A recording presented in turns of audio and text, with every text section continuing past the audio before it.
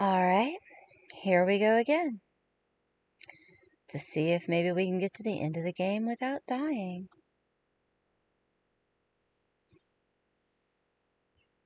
Chapter 1, Just Getting By. Arizona I-10 heading west. Night of November 1st. Sunrise, 6:41 a.m.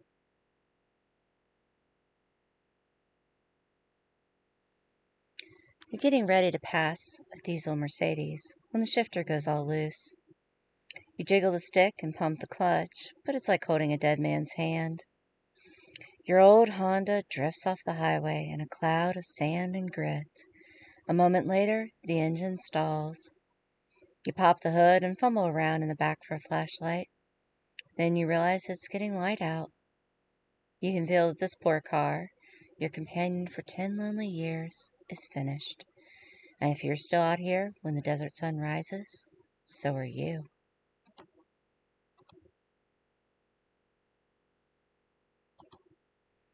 Cars fall apart. So do people. So do phones.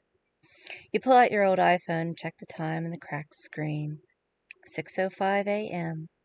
Unlike your poor Honda or the tattered air freshener hanging from your mirror, which used to smell of dried blood, which used to hide the smell of dried blood, you'll last forever if you can find somewhere to hide before 6:41 a.m. You've been making these courier runs for 10 years, each year making less than the last. Hiding in trunks and storage while during the day, racing down the desert highways at night, with messages and parcels on your passenger seat. It's been boring. It's felt like getting old, trapped in this body that can never age. Well, you're not bored now. You're even breathing again. Short, frightened little breaths.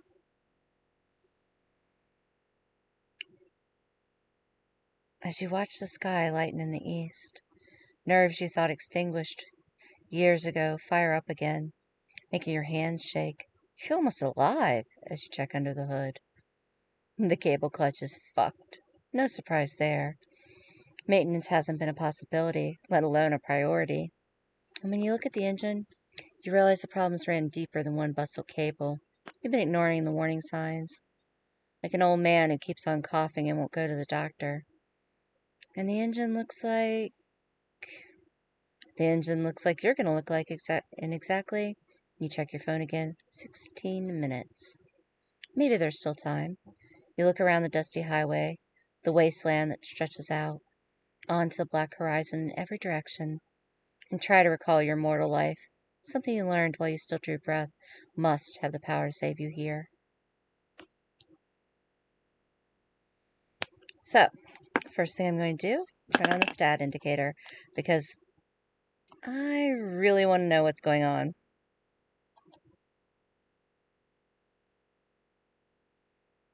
Storytelling mode tells you which attributes and skills are used in a check. This makes the game easier and also simulates the experience of Vampire the Masquerade tabletop game, where the storyteller explains what stats you will check. Storyteller mode only notes the relevant stats, not modifiers due to equipment, previous checks, and distraction caused by your terrible hunger. You look around the dusty highway, the wasteland that stretches out to the black horizon in every direction, and try to recall your mortal life. Something you learned while you still drew breath must have the power to save you here. I grew up poor, working on cars. Let's see if I can get this engine running again for a few more minutes. I've had lots of mortal friends, and I've kept in touch with some. They might have a good idea if I can call one, or at least they can pull up a map on their phones and tell me which way to run. I served in the military. In addition to my combat training, I know how to hide and survive in the desert.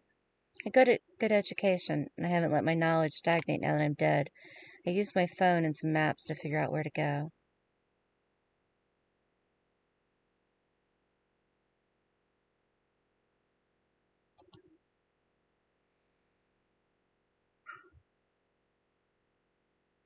I had lots of mortal friends, and I've kept in touch with some. They might have a good idea if I call one, or at least they can pull up a map on their phones and tell me which way to run. You bite your thumb to get enough moisture on it to affect your phone's touch screen and pull up your contact list. Using a phone can draw hunters. That's why people use couriers like you, after all. But these are all people from your old life, carried like talisman from phone to phone. You haven't seen most of them in years. Sometimes you see pictures of them on Instagram, and they have gray at their temples or wrinkles around their eyes. There are old buildings around here somewhere off the highway, to the right or the left. That's the question. And if you guess wrong, you burn. And your tortuously slow data connection means you can't pull up anything useful fast enough. If you can just get one of your contacts to run a search in this area, you'll know which way to go. You call.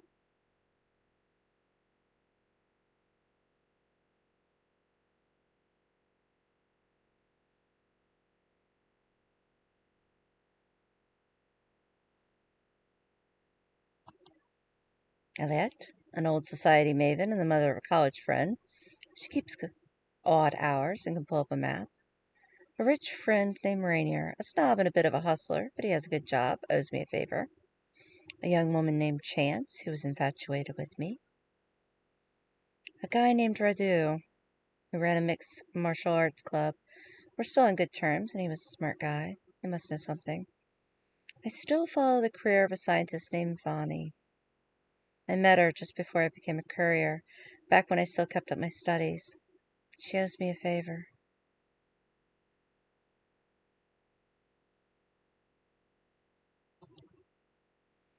You ran out of money long before you could finish your graduate program, but you still remember something of your research, and you definitely know how to beg for funding.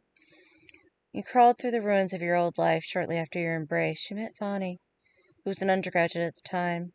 You were half an animal in those nights, but she reminded you of what you'd been before your retreat into the darkness. She never guessed what you were, but you used her powers to help her a few times. You think she still remembers you fondly, even though you disappeared suddenly a few years later. You followed her research ever since, though you haven't checked up on her in a few months. But you still have her number. You give her a call. She answers right in your way, using the name you gave her and still use.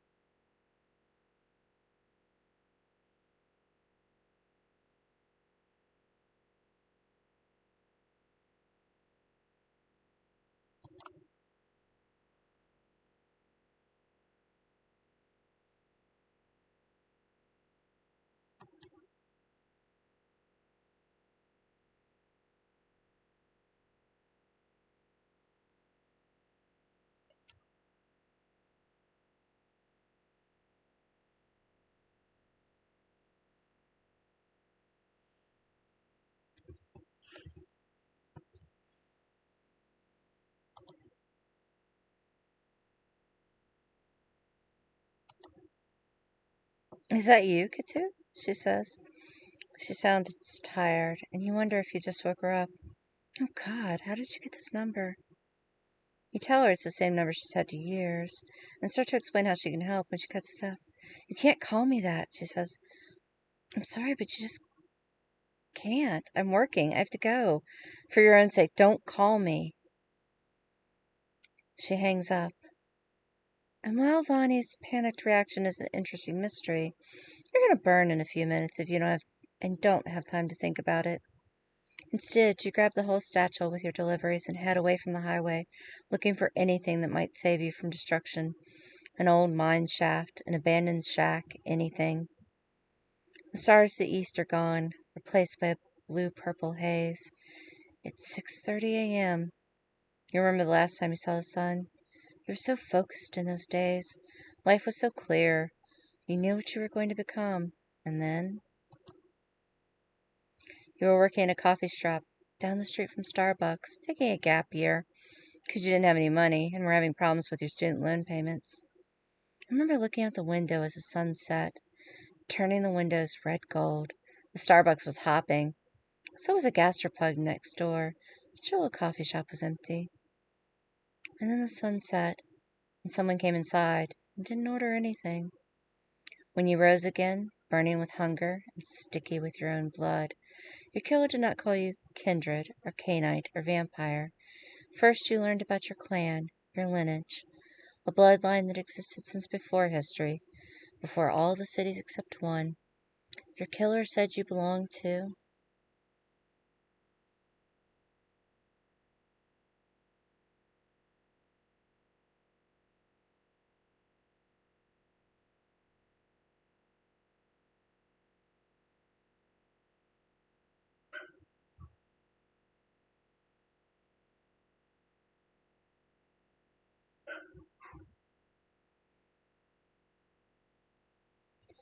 Ventru, Tremere, Toreador, Gangrel, Bruja, Banu Hakim. Although I hide the truth, I am without clan, one of the Kadaf.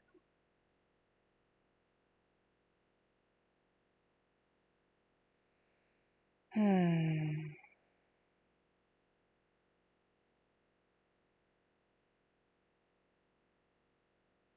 Well, since I can't be a child of Malkav, we're going to be a Tory.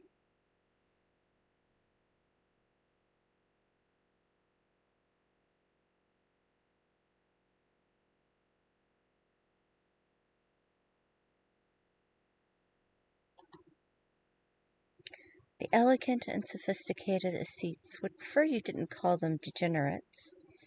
Obsessed with beauty, the vampires of Clan Toreador can seem the most alive when their passions move them.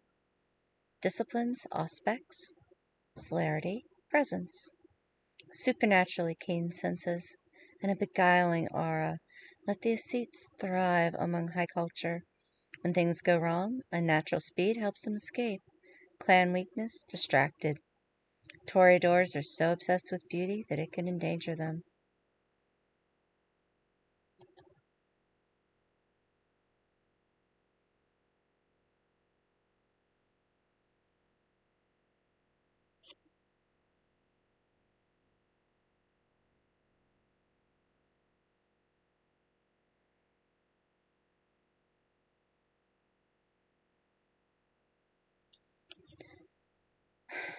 Your sire, who called herself Spine, said she'd been a flapper and a gangster's mole back in the roaring 20s in Chicago. Later, you learned that she'd been born in 1924, seventh daughter of a black sharecropper, embraced after World War II by a former conquistador turned surrealist artist. Except her sire was actually the son of a Cornish miner embraced accidentally at the World's Fair in 1886. So it went with Clan Toreador. Their lies, tales, legends were beautiful embellishments to hide the ugly truth of eternal life, the constant hunt for blood, power, and shelter from the sun. And for the Toreadors, especially among the children of Cain, a desperate hunt for companionship and connection. Your sire had discipline and ambition. She dreamed of founding an endless symposium of the night, not just an Elysium, a place where Canaanites could gather safe from both mortal eyes and the violence of their own kind, but a place where vampires could reawaken their long dead creative and ascetic impulses. Despine was a visionary. You were a small part of their vision. She abandoned you in the end as a flawed creation, but before that you were her pet and project, a living sculpture and performance piece, the organizer of her courtesans, and a clear-headed spy tasked with advancing her agenda, programmer and AV person, bodyguard and chauffeur, private investigator. The organizer of her courtesans and a clear-headed spy tasked with advancing her agenda. I mean, really, if I'm going to play myself, I might as well play myself. Despine liked pets. She wanted a family, but the old Prince of Tucson permitted her only a single child. you. Instead, she settled for a menagerie of ghouls, both human and animal. Centuries. Creatures fed on her blood while still alive, granting them agelessness and a little power in exchange for slavish devotion. But she needed someone to organize her zoo, brothel, nightclub, feeding pit, and that's where you came in. A disappointment to the spine, not elegant enough, too emotional, tediously alarmed by the horrors of your new existence. You nonetheless provided a competent Renfield wrangler. It was undignified work, but you learned to manipulate and control her creatures, to flatter the kindred who purchased their services, and to anticipate what she wanted before she herself knew. Preternatural awareness saved both of your lives when a power struggle among different fractions of Clan Ventru tore Tucson apart. Her menagerie burned, but you and Despine escaped. You remember standing beside her, not far from where she'd embraced you a decade before. You looked at each other and knew, with a strange heightened awareness of a Toreador, that you could no longer look upon each other without hate consuming both of you. And so, with the ashes of your former companions still on your hair and clothes, you went your separate ways.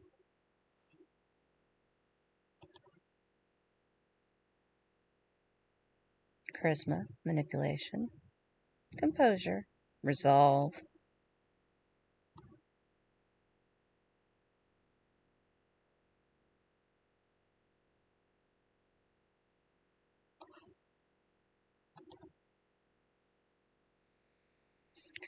Toreador clan disciplines, aspects, celerity, and presence.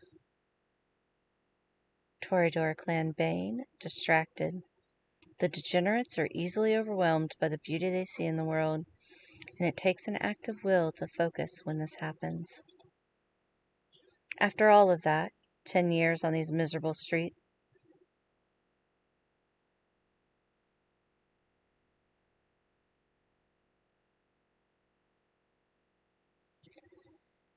scraping by on the charity of your elders as you run their errands.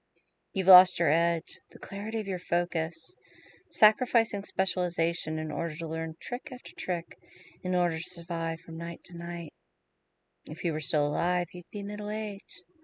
The elders of the kindred are lies wrapped in the flesh. Undeath is no promise of immortality. You've seen 100 Canaanites born into the night, only to die a few months later at the hands of hunters of their own kinds, or just because they didn't know what time it was. Strange. You're going to die young. The air ripples. It smells like burning metal. You should have never bought a hatchback. Even without sending your vitae to your eyes, your senses are keen. You catch the sharp reek of oil and gasoline carried by the desert wind, a smell mingled unexpectedly with the tang of blood, and follow it till you see the old ruins of a filling station off a frontage road. Shelter! Though the station looks abandoned, you see footprints in the sand. A golden eagle sits in the striped diesel dispenser. You see the 1,000 eagles on these highways, but this one holds your gaze, as calm and cruel as an elder. It's a familius, a servant of the blood. This eagle belongs to a Canaanite. You approach the main building, looking for a way in. The windows and doors are all boarded up, and though there's a garage door for a loading dock, it seems locked. The eagle spreads its wings and screams. You don't have time for this. The sun will kill you, but first it will drive you mad, and you can feel the beast rising in you. The beast, the untamed monster, lurks inside every vampire, drives you to acts of depravity and violence. You're losing control. You need to act now, but that familius almost seems to be put there to guard this place. Its talons flex. In addition to my senses, my blood carries the dread aura of my clan. I invoke it and order the eagle away. I have unlocked the Toreador gift of superhuman speed. I bolt around it. I can see things that no mortal ever could. Using the gift, I look for a way inside. In addition to my keen senses, I have unlocked the Toreador gift of superhuman speed. I bolt around the familius, looking for a way in. As the sun crests the horizon, a single thunderous heartbeat drives stolen blood to your extremities. The familiar screams once as you bolt past it. Knowing you only have one chance, you sprint around the abandoned building, looking for any way in. And on the north wall, you find a single open window. As smoke starts to escape from your clothes, you wiggle inside, then crawl kick away from the hole.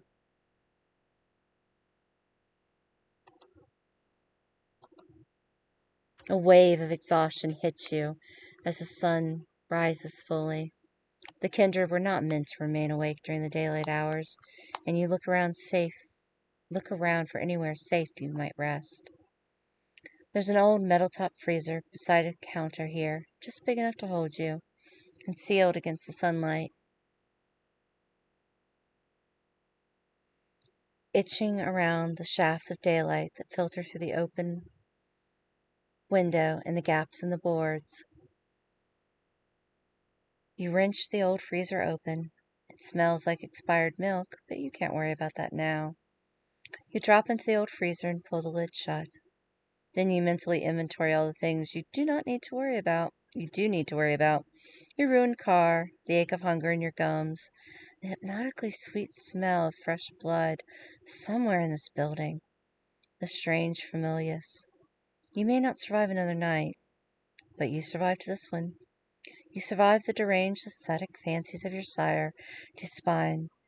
You survived out here in the desert for years, one night at a time. You permit yourself a tight little smile. You can still make it. You can still find a way out of this.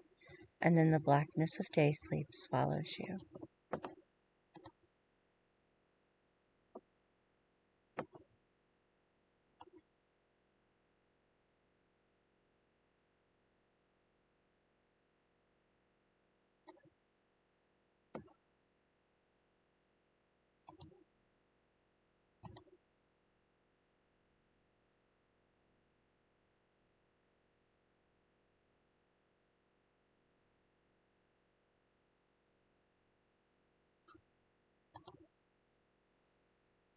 Chapter 2.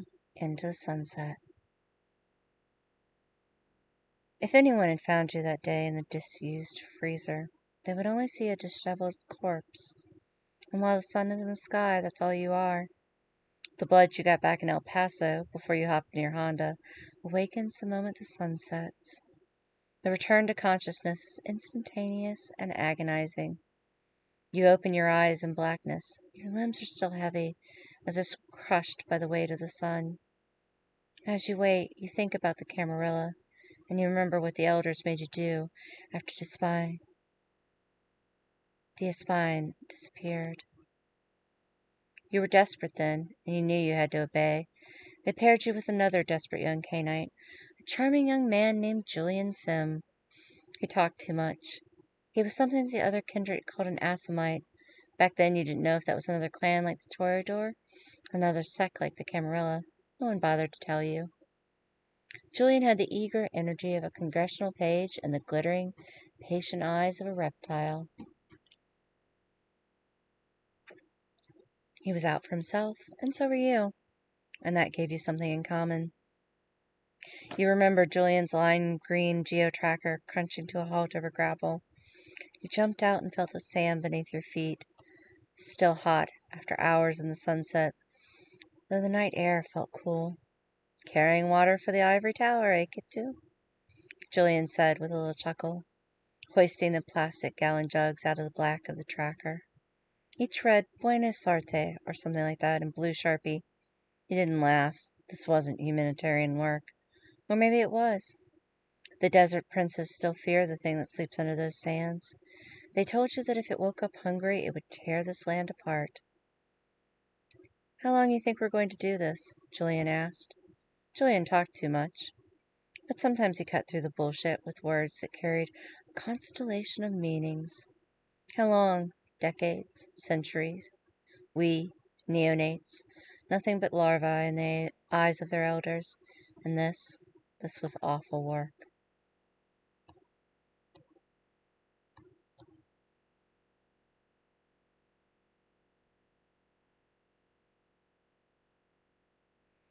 You're supposed to be the visionary, Julian. Give me a reason to walk away, and I will.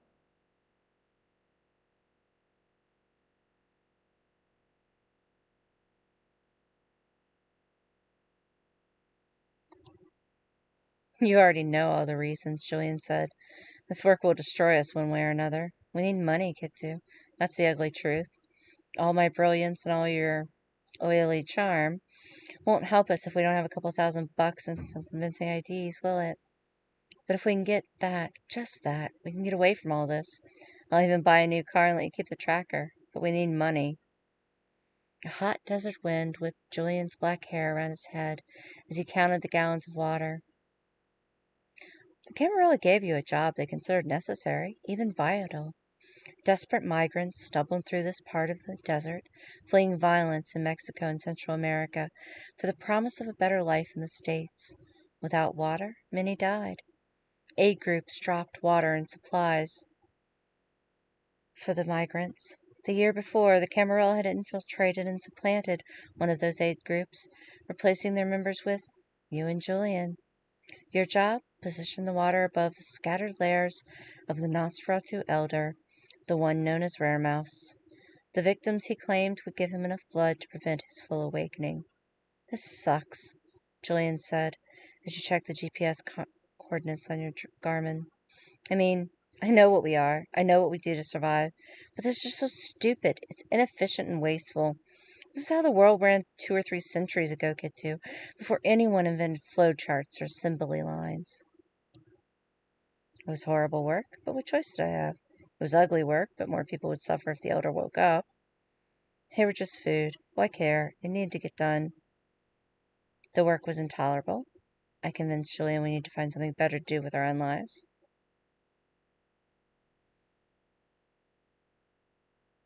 So here's the thing. I actually do believe that it's ugly work, but more people would suffer if he woke up.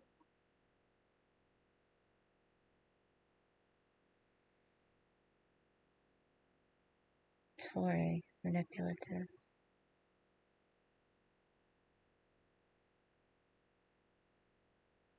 What does she actually believe?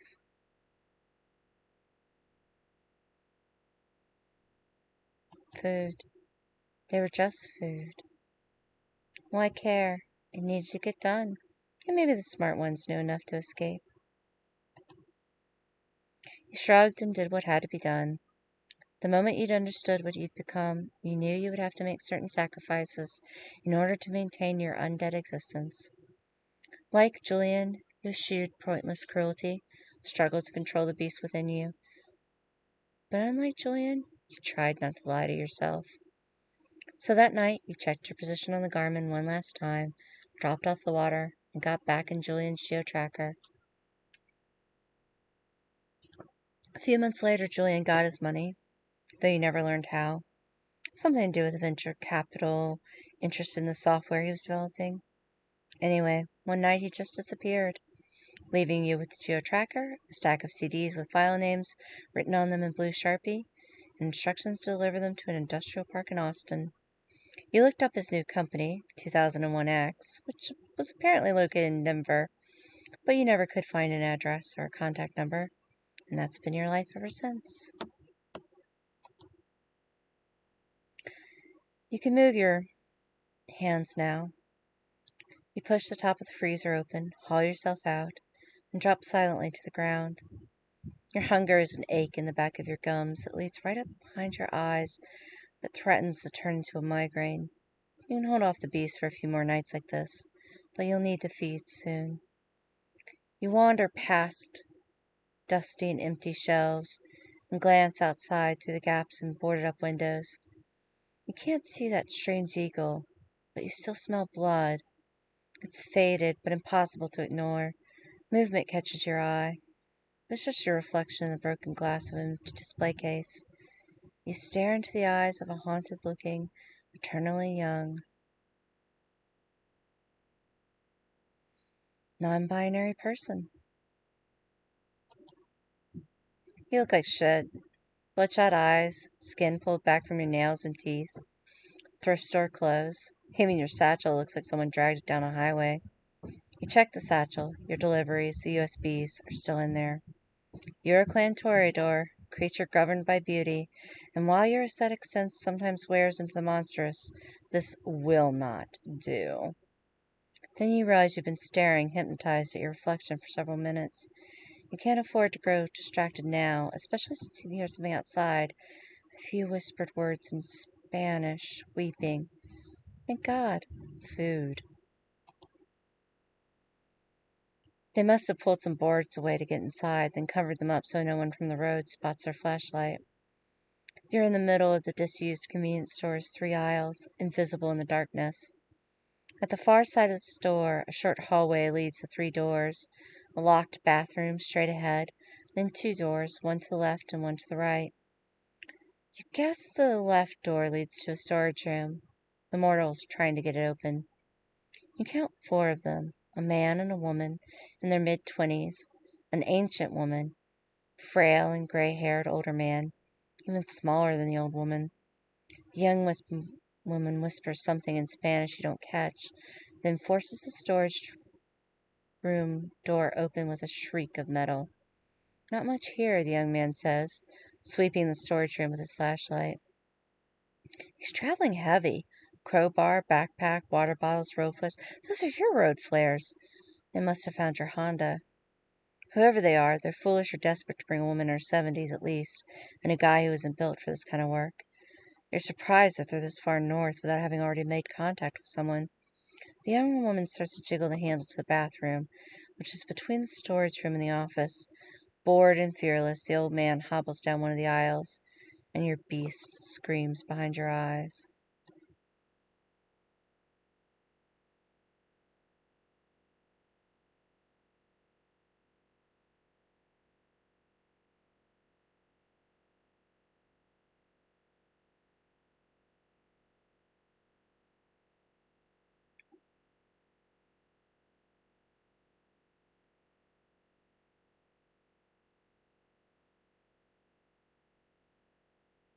Sneak up, grab him.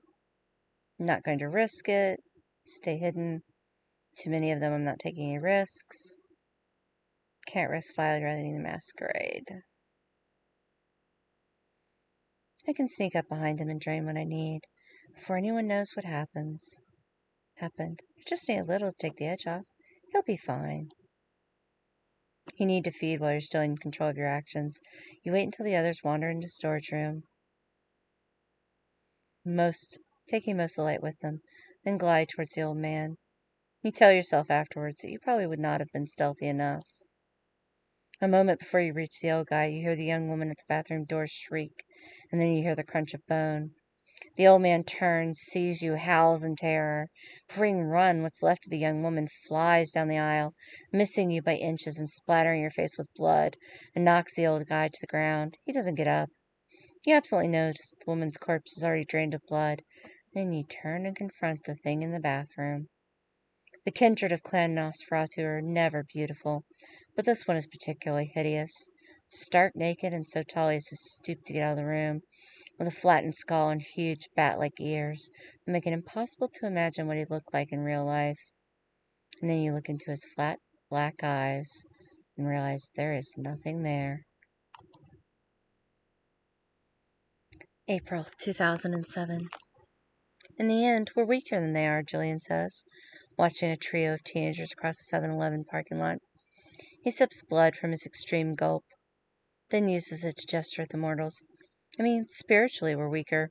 We're like scurvy victims of something. We can't heal. The beast, you say. I'm not going to ask what you've done in its grips, Julian says, or what you've done on your own and blame the beast for.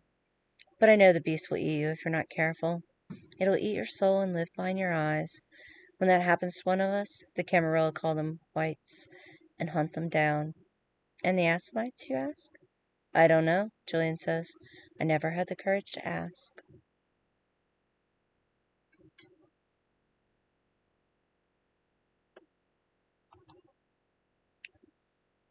The Nosferatu, the mindless white that had once been a Nosferatu, spots you. But then it turns, and although you cannot see the tough-looking young guy and the old woman, you know they're cornered in the storage room.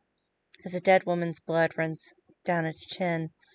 The creature weighs its options. It turns to the storage room, moving awkwardly because a huge iron chain is fastened around one of its legs. Then something lashes out of the darkness, and the white wheels back, more in surprise and pain.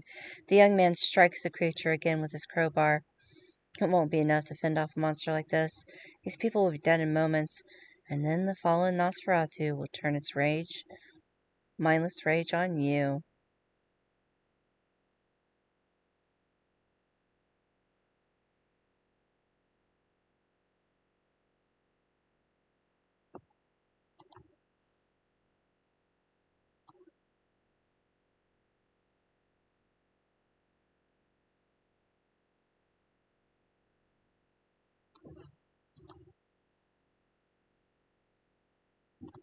I shout and rally the young man to fight the white off. The road flares.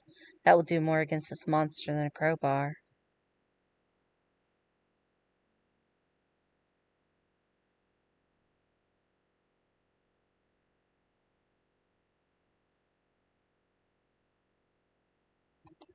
I get the white's attention to lure it away from the survivors, then dart away impossibly fast. It seems like you're going to have to risk your own skin. You let the blood flow through your legs in preparation for a quick escape, then throw an empty can at the right's head and vanish behind a shelf. The monstrous thing howls and rushes you, abandoning the mortals. But you're able to vanish in the darkness of the unlit convenience store and crawl beside the counter. When you look out again, the young man is creeping forward to recover his dazed elder, almost under the creature's nose. You make the slightest sound with your boot, just enough to distract the fallen Nosferatu from the rescue attempt. But the right reacts faster than you thought possible. The mindless thing grabs you by the ankle and tries to drag you out from behind the counter, leaving bloody furrows in your skin. You kick the monster away and roll over the counter, limping only a little, just as the old woman shouts, "There's a way out!" The right runs towards the sound of the voice, but gets caught in his chain again. You dodge around the creature and follow the men back to the storage room. The old woman has raised the door of the loading dock. As the right rips apart the convenience store, you and the survivors race outside. You slam the door shut, and it locks with a satisfying click. "It's his place now," the old woman says, watching the shadow of the Nosferatu as it shambles through the abandoned convenience store. She says something else in an indigenous language you don't understand. Her hands grip tight around her crucifix. Then she grabs the young man's shoulder before he goes back for the dead woman. His shoulder is hurt, and he has a cut on his scalp. The crucifix doesn't move you, but you get away from the blood. The old guy moans, and the two of them help him stand on his own. You have 1,000 questions and one problem. Where did the Nosferatu come from? Who chained it up? Was it imprisoned because it had become a white, or did it lose its mind during its imprisonment? And what are you going to do with these people who just saw a blood-stained, bat-eared monster kill a woman?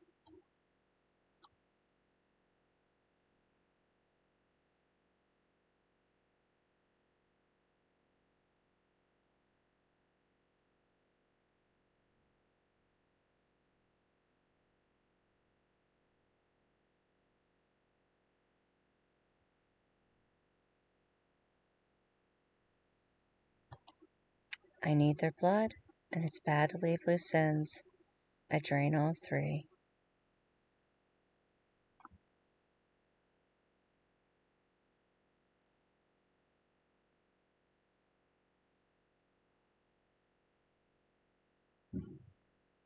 It is utterly ridiculous that even in a game I am deliberately playing to be a more manipulative, harder character, I still have trouble clicking the button for this.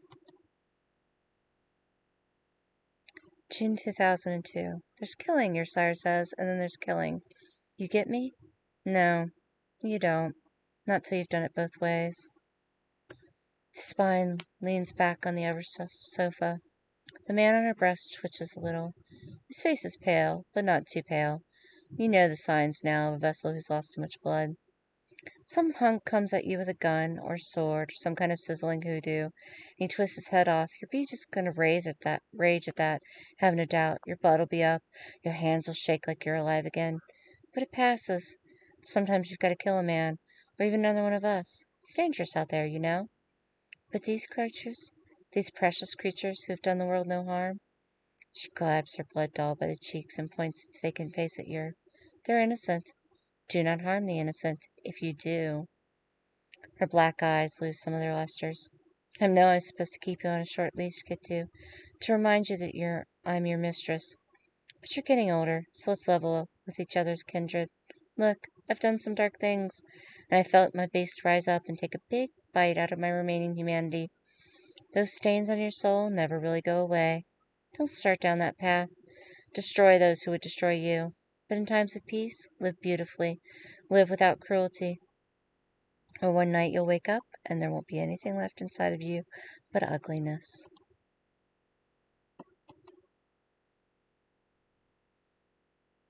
I lost some humanity,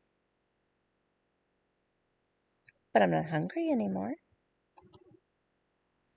You take the young man out first, since he's the strongest. You hit him from behind and get his crowbar. The rest of the work is quick and bloody, and then you feed. You feel awake and alive for the first time in years as the blood trickles across your gums. It coats your throat, then crawls behind your eyes and into your skull until it feels like your hair stands on end. You close your eyes and savor the feeling because you know how rare it is.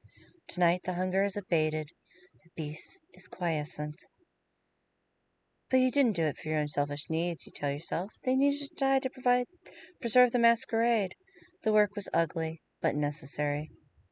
This sort of thing happens from time to time, and you know what to do. You find a knife and some tools and hack their bodies up so it looks like an isolated act of brutality, common enough out here, and not like a vampire drank their blood. Then you take a moment to enjoy the blood on your teeth.